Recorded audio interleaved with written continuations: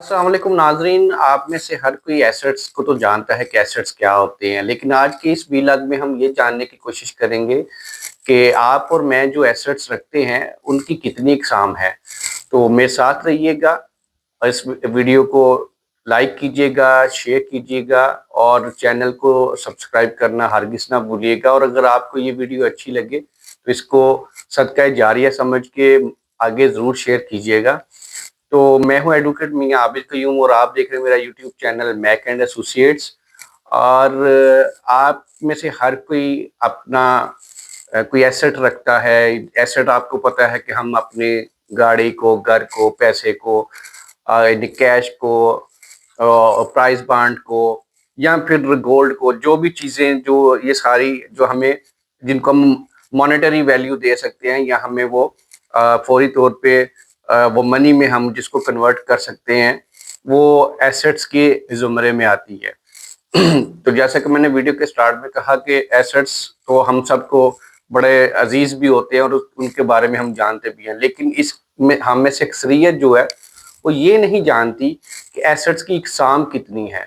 तो इस वीडियो का मकसद यही कि जो लीगली एसेट्स की इकसाम है वो हम आपको बताने की एक अदना कोशिश करें कि एसेट्स की नॉर्मली दो इकसाम है। एक को हम टेंजिबल एसेट्स कहते हैं, एक को इंटेंजिबल एसेट्स कहा जाता है।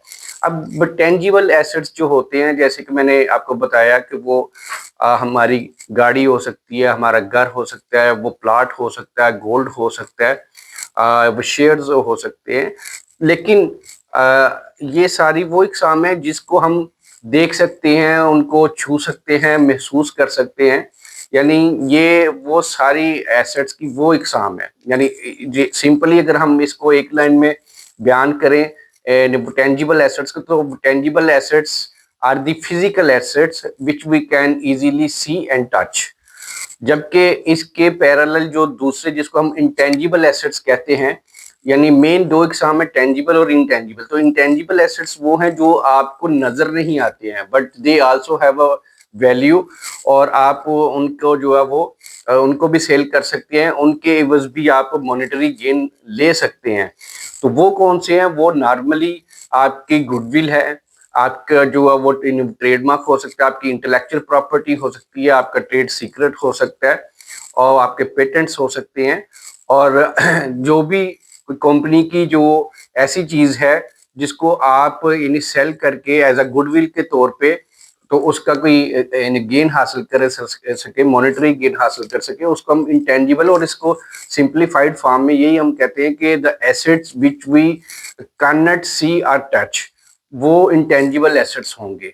तो अगर इसको हम डिक्शनरी वो मीनिंग में इजीली दोनों को सिंप्लीफाइड फॉर्म में एक्सप्लेन करें तो tangible assets are physical asset that have a monetary value, while intangible assets are non physical assets that have value in theory.